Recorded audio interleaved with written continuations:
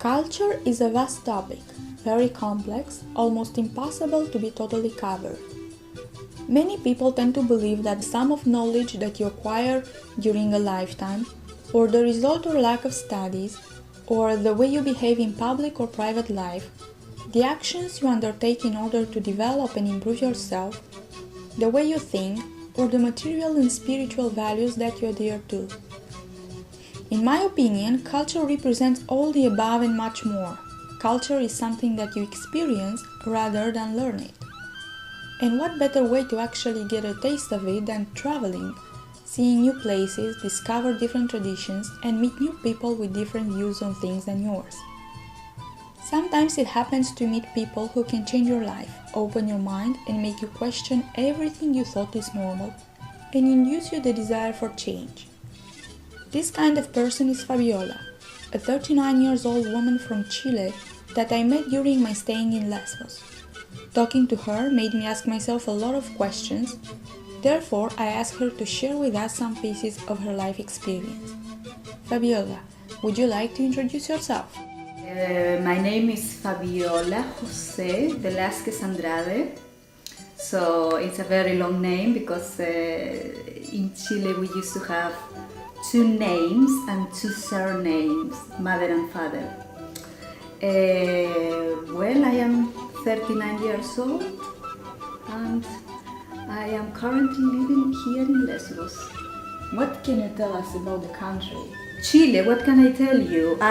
I come from south, from a town that is called Puerto Montt, which is a port, and it's called the gateway of Patagonia, so it's the entrance of Patagonia. Chile is a very long and narrow strip of land between the Andes to the east and the Pacific Ocean to the west. It has all climate that you could possibly imagine, 10 by the way. So it's a very interesting country because you can have everything you want to see in terms of landscape and cultural things, food. From north to south you have the Atacama Desert, which is the driest desert in the world. The clear skies are there, so that you can see beautiful stars at night.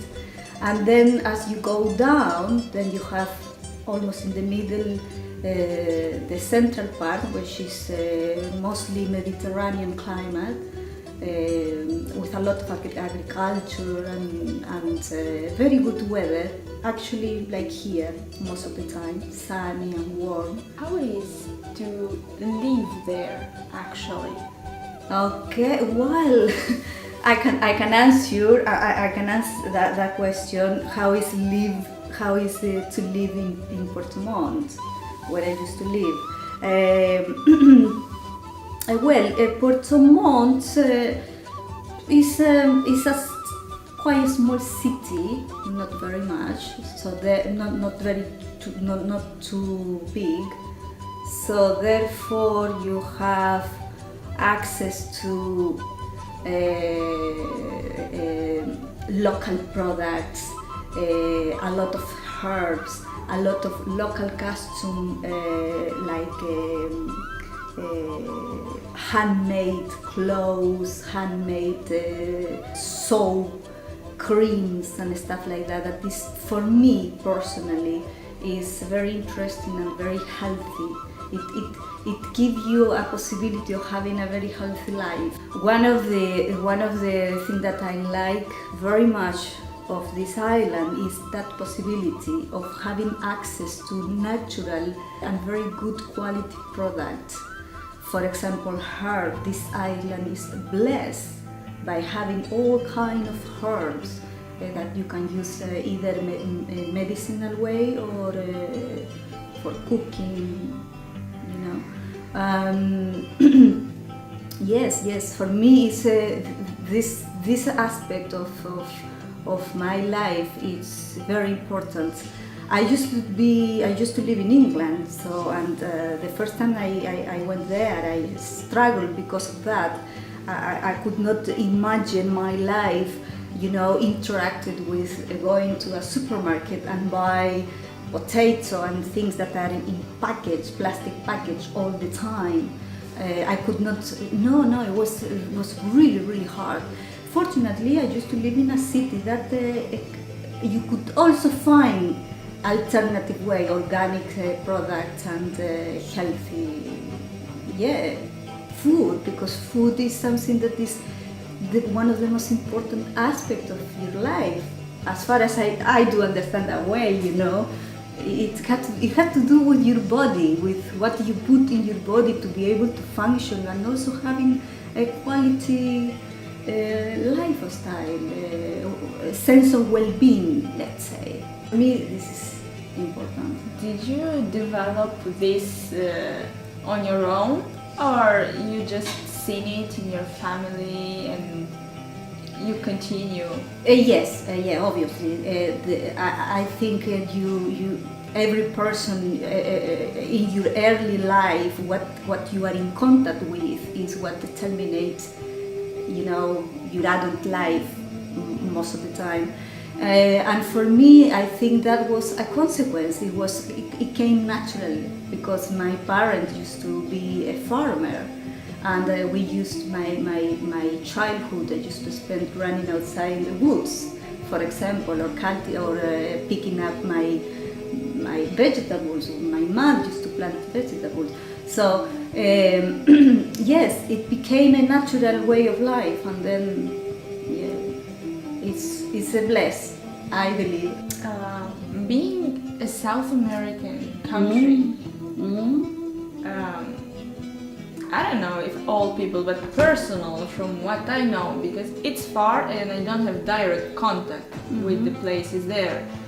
But I have like that the image that when you say South America, you say poverty, lack of opportunities for studying, working and stuff like that.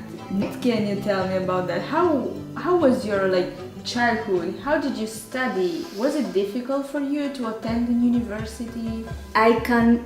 When we said South America, there is obviously differences between countries of South America, right? If you would talk about poverty in relation between Peru or Chile, of course there are differences. So what I can tell you is what happened in Chile, the country where I come from. In my lifetime, I experienced a transition because I was born under dictatorship in Chile, So therefore, of course, there was lack of opportunity, the economy was different. Many people like my reality, where I come from, my parents were struggling of having jobs and good salary, access to houses and all of that.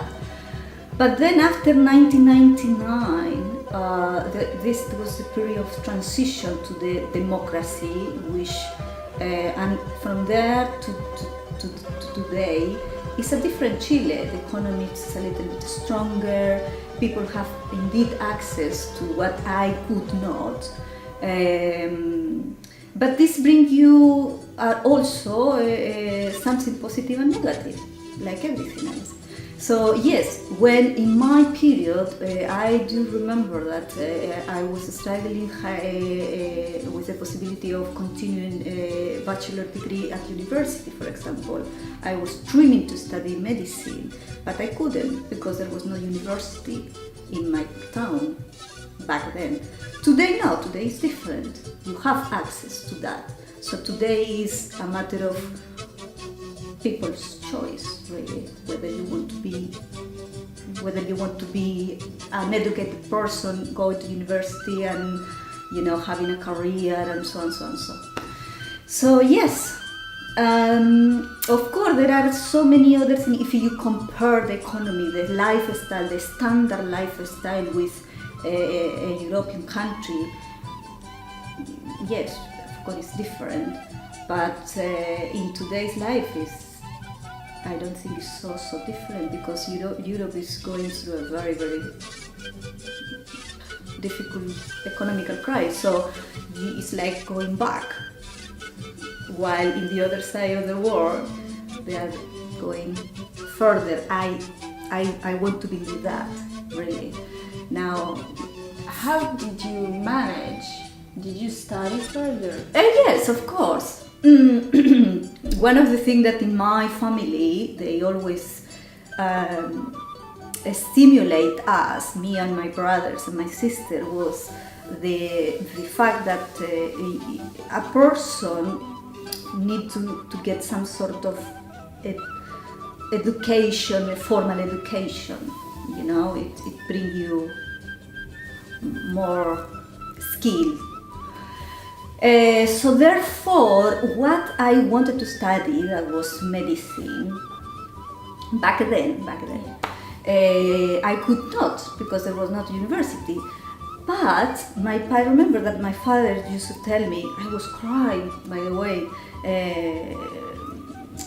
My father said, look, Fabiola, you can also help people by studying something else that could be equally important and useful, if this is what you want, helping people.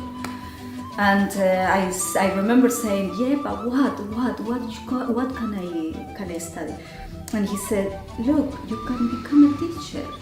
You can study something that you really think that you could make a difference, that's something that you can give to the young people and make them to, you know, think a little bit more further, open up their minds and something like that. So my father actually was responsible of me choosing to study history, literature and geography 5 years at university. So this was my first bachelor degree. Yeah, it was a fantastic experience that bring me exactly what my father said, an opportunity for you to give something to others. How did you end up actually living in Greece? Well, I need to go back probably to how I lived Chile. Yes, of course, that would be a good start. So this was 2010. Look how life is. I am convinced that we are half and half. Half of our life we can actually choose and decide, and the other half you don't know really. I am absolutely convinced of that. So Europe was never on my interest, ever. I didn't want it. I didn't, not even coming for a visit. I was more interested to go to Asia and discover all this ancient culture, or Laos, Cambodia, Thailand, this kind of thing, and of course Latin America. I love Latin America. So, but something happened, and in 2010, a very dear friend of mine used to live in Alicante, in Madrid. And he was convincing me all the time, trying to convince me, Fabiola, come and visit me. No, I don't want to go to Europe, I don't want. So, when I had the possibility, money, obviously, my boss back then said, look, Fabiola, I give you a year, sabbatic year, so go if you have the possibility, go and have a look. So then you can really say, I don't like it, or maybe I do like it. And I did it. So I ended up 2010 November in Spain. I stayed there for all this period, and then my friend, this same friend, said, look, Fabiola, how long are you going to be here? I said, well, maybe 3 months. All right, why don't you go to England and you practice your English? That back then I did not speak anything. So, and I thought, all right, so I have 3 months. And me as a Chilean, I can be in England for 6 months. It's different like the rest of the European country. that I can only live, enter for 3 months. So I thought, all right, yeah, why not? So I thought I'm not going to come back here again. So I ended up in England. February 2011, which was 24th of February 2011, Tuesday. I do remember everything. And on this same week, on Friday, I met my husband. That was it. And the rest of just story. So anyway, we needed to sort it out how we are going to do that romance, because when you fell in love and all of that, and yeah, well, what can I say? So then we decide together, what are we gonna do? So I said, all right, I actually can live in England because he was living there in Bristol. So let's try it. And I actually like it very much, Bristol. And then 2-3 years later, my husband didn't want to live anymore in England. So he said, let's go to Greece. I didn't know anything about, well, I did know in books, but I didn't know anything about Lesvos. So, and because I am a person of commitment, so I commit to him and he commit to me. So I thought, yeah, why not? Let's try. And here I am. So your husband is Greek? He is Greek. He's from this island. How do you like it here so far?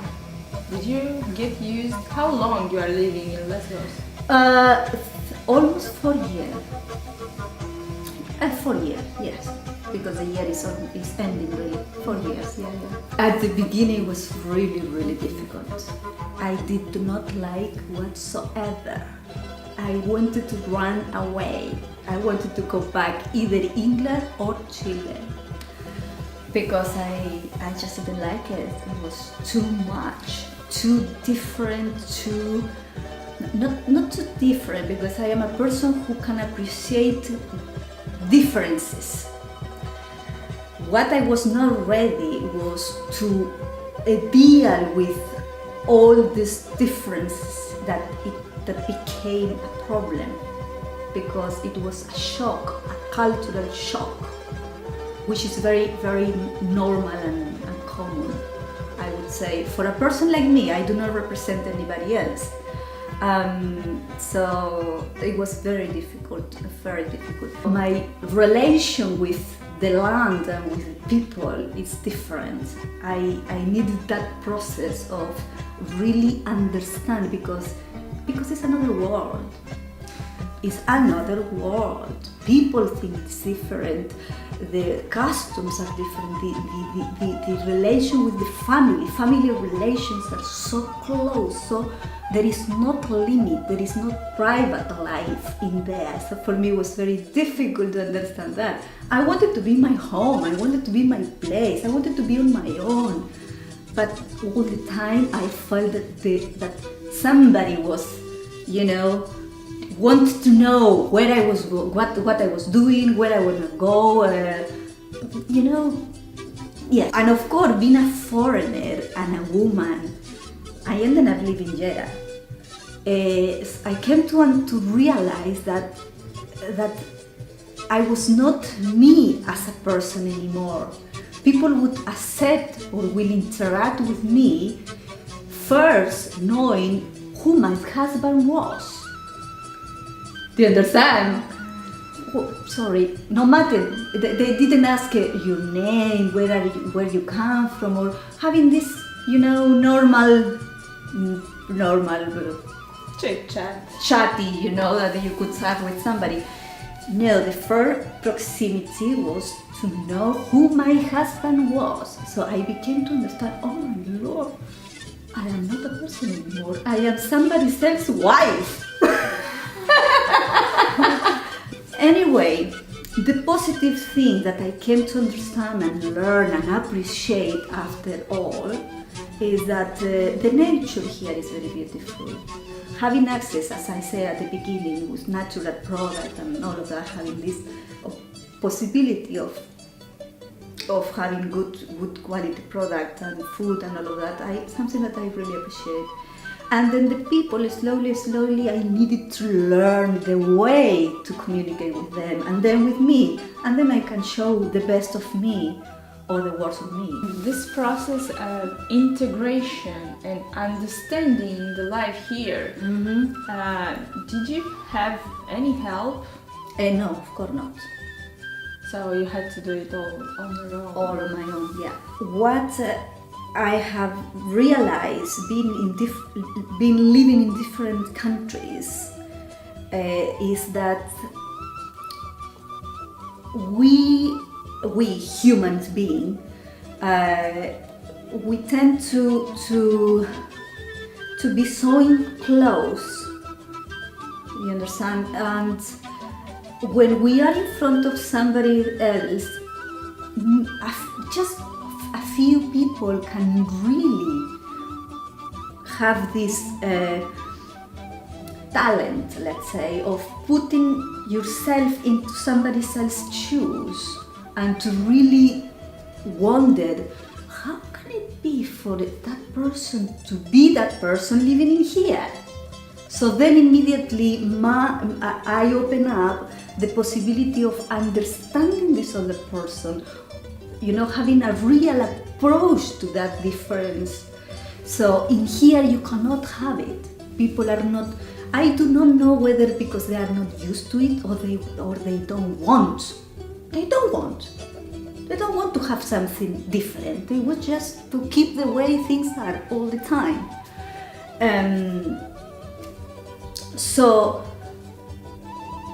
therefore nobody really wondered, oh my God, that person might need help. I will really help her or him to walk and to show this culture as it is, with its good and its bad.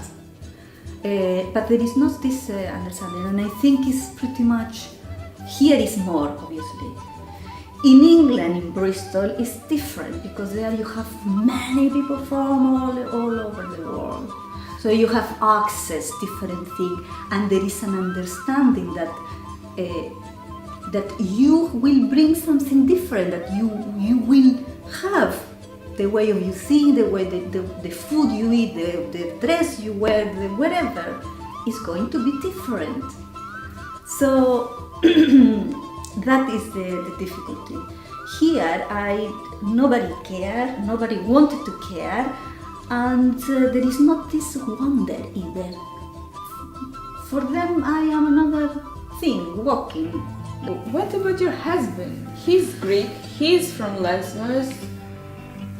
He could have helped a lot to that, with the language, with the people. Well, I think that question would be very interesting to be asked him, actually.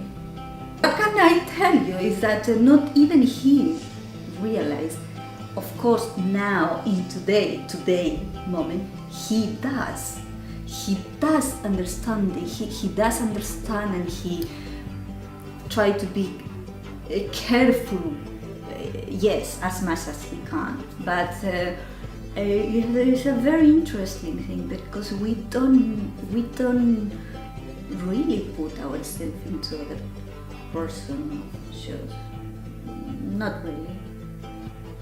We just keep living our life, I suppose. So, and that issue for me was very. It was quite. It's more than difficult. It was hurting. It really hurt. It really. I think I experienced for the first time in my life that loneliness. That many people, before I hear that, I feel lonely. And I was always wondering, what does it mean? What I felt it. Now I do understand what that means. because you are surrounded by many people, but actually you are really lonely. You feel it. There is nobody else that can really understand what you are going through, this transition. But we make shows. I make mine. So I just try to cope and to embrace it, because this is another thing. I needed to embrace it as it is. The problem is that when you are dealing with all your feeling, there is too much confusion in there, but it is also part of the game and the life. Do you have any friends here? Oh yes, I do. Oh yes, because that was another thing that I found. I am a person that is not going to go out for a cafe in a cafenio and be there and chatty about whatever. I'm not interested in that. I'm more interested in having a good, grounded and interesting conversation where you can really show and share your feeling and your being. This is what you are, and what I am is my being here. And to be able to share that with honesty to other human beings, that other human being needs to be aware of that. Otherwise, it's not possible. So this was the first issue that I realized. There are not people willing to do that. Many people just wanted to go and have fun and talk about superficial things, with a cafe and with a cigarette. I do not drink coffee and I do not smoke. So what am I supposed to do in a cafe mio? Anyway, of course there are people that are in the same need than me. The problem is that they are hidden, because it's more, I don't know, you want to feel protected, you want to not be exposed to this superficiality that is outside. So, and I found them. I have found them. I am very pleased with that, and we are creating a group that we gather every Saturday, and we talk about our things. Our humanity is exposed in there, and we hold together, and we tell stories, because we are a story. We are living stories, right? This is our life. And I think I am, for the first time in 4 years in this island, I am in peace. If I may ask, because life it's not all friends and walks. So what are you actually doing for a living? When I moved to England, when I moved to Europe, let's say, I decided to change a career, let's call it. So I studied in England sports massage therapy. It's called sport remedial massage therapy. So you work with athletes and with chronic and minor injuries, which I love it very much. So here is probably the equivalent to a physiotherapy, because here there is not this the same, how can I say, classification. So this is what I do here. It took me so long to be seen, to be I don't know whether accepted, but probably recognized. I think that is the word, recognized by people that actually I could help. To get known. And to get known, of course, it requires time. So, and I'm very pleased with that, because I'm working with a couple of people with a very serious problem, with very, very good results. So slowly people talk about, there is somebody there that works with this and that, and yeah, this is my work. I work on my own. I have decided doing that because of the local characteristic. The system, does not allow you to be more free, let's say. It is so complicated, most of the things, too much bureaucratic. So I am interested in people working and give the best I know to people who are in need of that, because there are no professionals here that can combine the best of Western medicine with the traditional alternative holistic medicine as well. So I have both, and that's why it's more interesting and more I think this is what people like more, whether they don't really understand it, but they do understand it, the result of their body, obviously. What kind of products do you use, for example? I use here the best of the best, which is olive oil. Olive oil, that's it.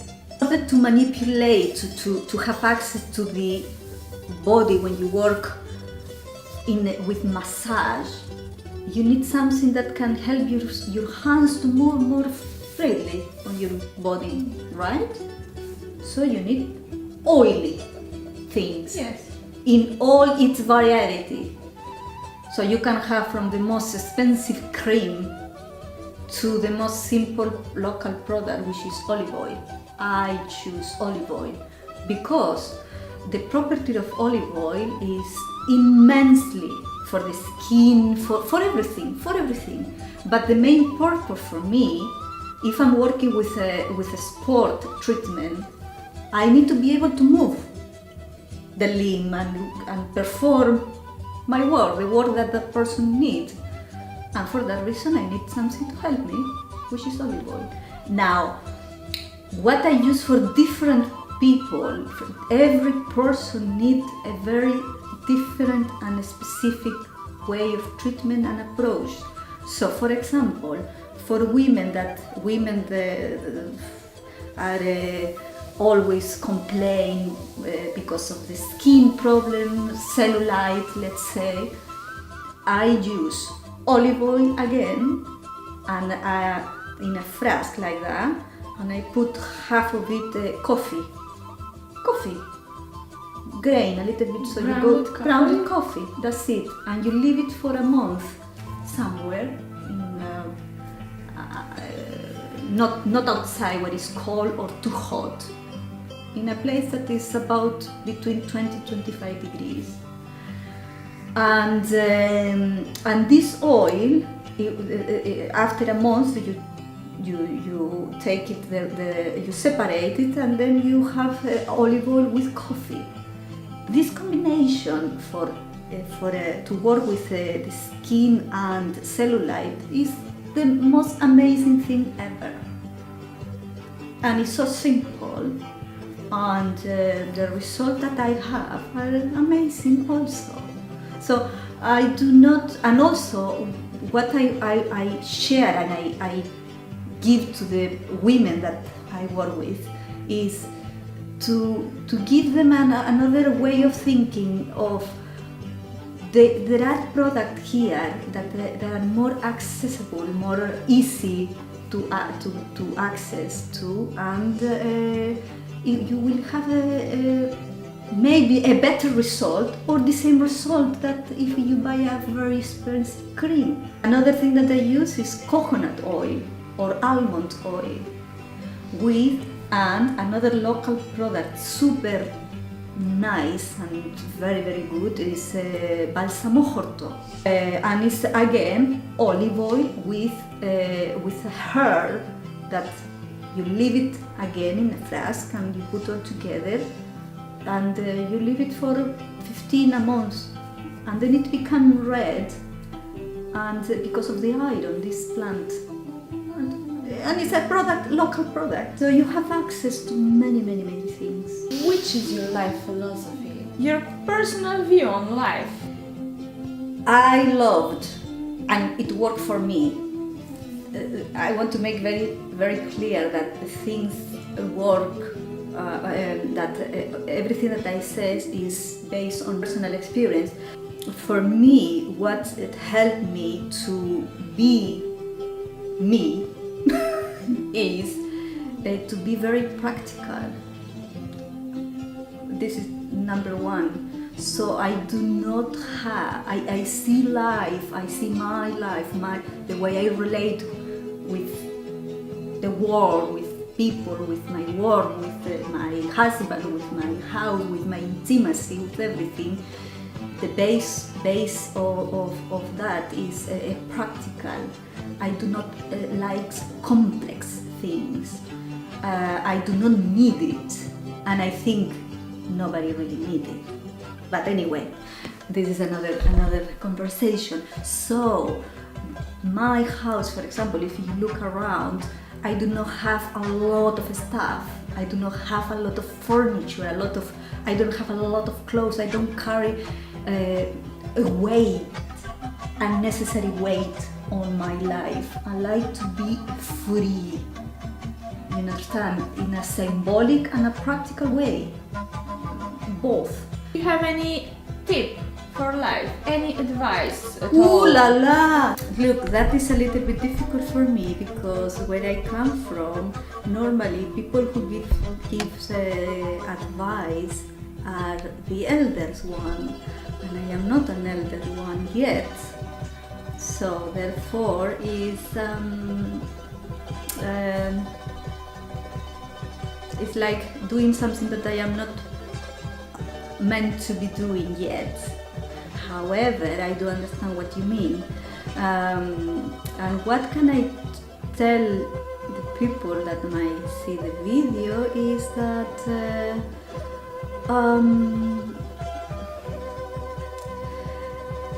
just let's not complicate the life. Let's not complicate our life unnecessarily. That I think I would share. This is what I have learned, and this is what have bring me satisfaction because it is more easy. This does not mean that you have to be superficial. No, not at all. But less complicated. More practical is probably the way that we can cope more easy with the times and the moments we are living with. Yeah, I think that would be mostly.